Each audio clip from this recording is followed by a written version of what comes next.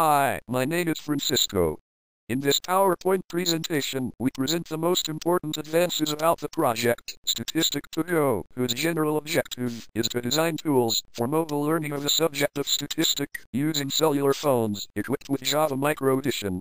This project happens in the year of 2010, during the development of other project whose principal objective was to design an adaptive interface for student learning statistics applied in the University of Sonora. This investigation's work was made by Hector and I. Both we are teachers in the mathematics department in the University of Sonora at Mexico. In the University of Sonora, the undergraduate students in mathematics, physics, and computer science take a required course in introductory statistics. The course aims to teach students basic statistical tools and familiarize them with statistical analysis using statistical software. These software tools run only on desktop computers or on laptops, which means that students must be either in the computer lab or carrying their laptops. In order to eliminate this one within the student, we propose producing tools for the teaching of statistics by means of cellular phones utilizing Java Micro Edition. Java Micro Edition was chosen because almost all mid-range and high-range cellular phones are Java-enabled, which means that programs written in Java Micro Edition, known as midlets, are portable across different mobile operating systems. Later on we explain what Java Micro Edition is. In the remainder of this presentation we present the justification and motivation of our research, the definition of mobile learning and its main advantages over other types of learning, the details of Java Micro Edition, and what can be created on mobile devices using this language. Next, we show the results of the project to Go Statistics. Finally, we present our conclusions and future work. According to CNN, to ending of year 2010 there were nearly 91.2 million cellular subscribers in Mexico, and that globally, about 50% of cell phones are enabled for Java. A great part of these subscribers are university students, and some of these students have a lot of expertise in the handling of the mobile devices. For this reason, we are interested in whether mobile phones can use to solve statistical problems, helping students to learn statistics at any time, any place and whatever. The reasoning previous motivate us to utilizing all of the potential of mobile technology to resolve statistical problems, helping the pupils to learn statistics at any time, what they want and anywhere, and liberating the pupils to charge a laptop, or to have that to be in a computing center to be able to accomplish calculations, and elaborating draw and graphic statisticians. Within this context, the electronic learning and the mobile learning can contribute to improve the quality in the education, because that is what a good communication and the environments of interaction provide. Mobile learning is the acquisition of knowledge through a mobile computing technology like cellular phones and personal digital assistants. Mobile learning allows a person to learn anytime and anywhere. We believe that in the near future, this type of learning will be used on a daily basis by self-taught people. The differences between learning and other types of learning can be studied from two perspectives, the technological and the educational experience. Regarding technology, mobile learning is distinguished by the use of portable equipment that allows the student to access learning objects anytime and anywhere. With regard to the educational experience, John Taxler in the year 2005 defines mobile learning using keywords. In this way, mobile learning is personal, spontaneous, opportunistic, informal, ubiquitous, private, context-sensitive, segmented, and portable. Taxler also remarks that some of these features may disappear as mobile technology progress, but properties such as informality, mobility, and context will remain. We think that maybe, in the near future, this learning kind would be able to be utilized in self-educated people's daily learning, them as they look for contents just in time, to his measure, that they fit up a very concrete manner to his profile, then can to be in use in the moment where he or she choose, and that they be enough of a brief and manageable. From the student's point of view, the main advantages of mobile learning are 1. Elimination of time and space constraints. This means learning is available anytime, almost anywhere and whatever. Therefore, downtime can be used for learning.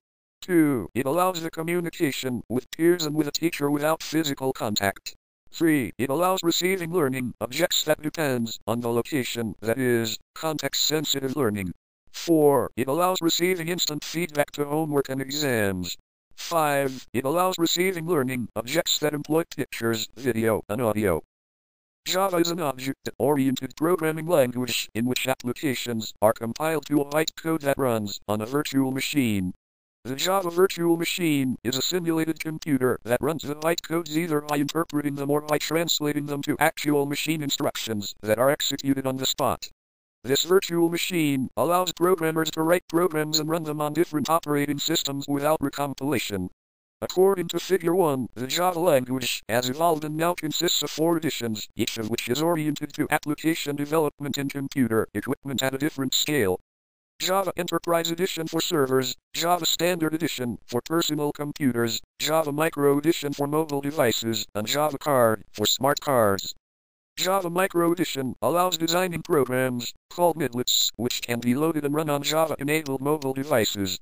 The libraries available in Java Micro Edition allow writing midlets with graphical user interfaces and persistent storage, and permit the communication of a midlet with other devices or servers. However, for security, midlets need permission from the user to access personal information stored on the device or to communicate with other mobile equipment or with a server. Generally, midlets are distributed as part of a suite, which is a set of midlets that perform similar tasks and share resources such as databases.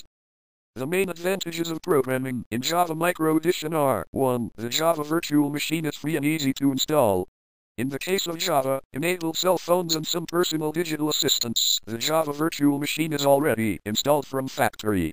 2. The NetBeans, a development environment for Java Micro Edition that includes an editor, a compiler, and a simulator, is free.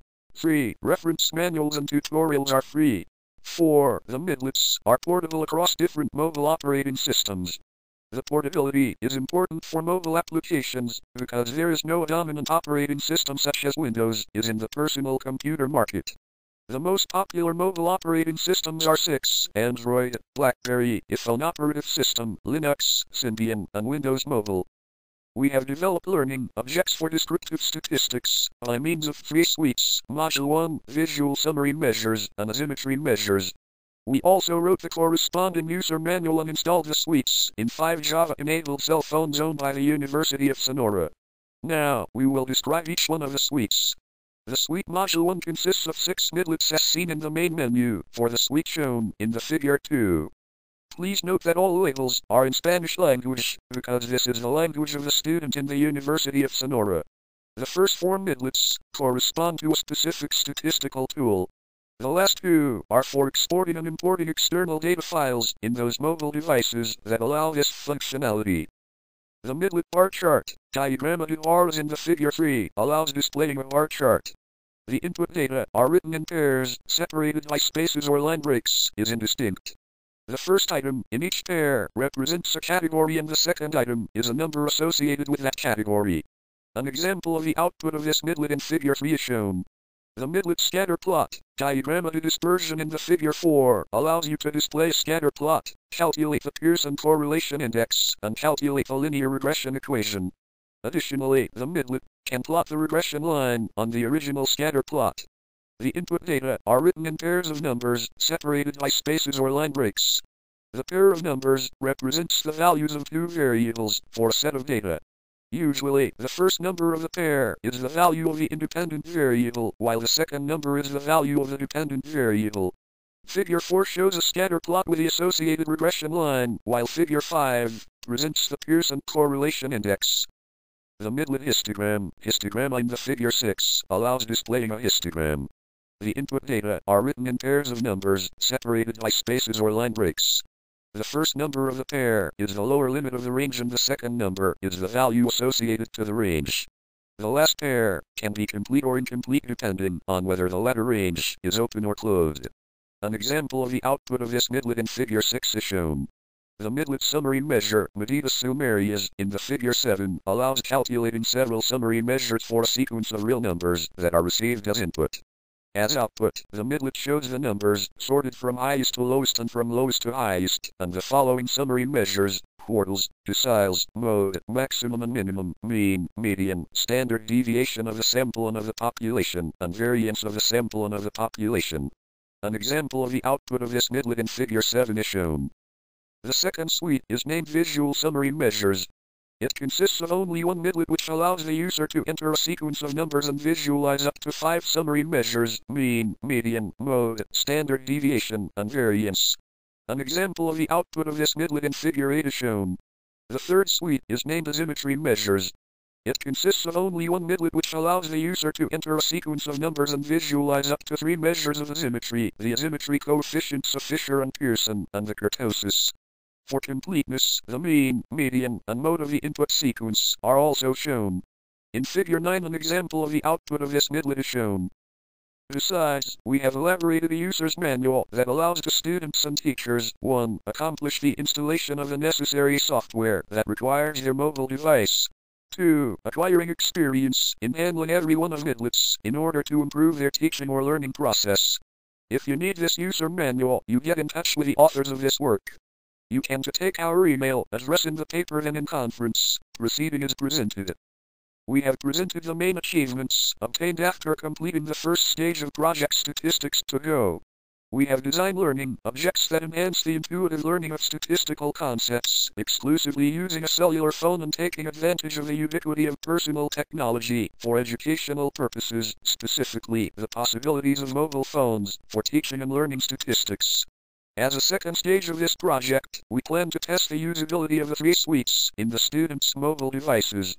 That is, study the ease with which students can use their cellular phones in order to achieve a specific objective, given a learning activity of descriptive statistics.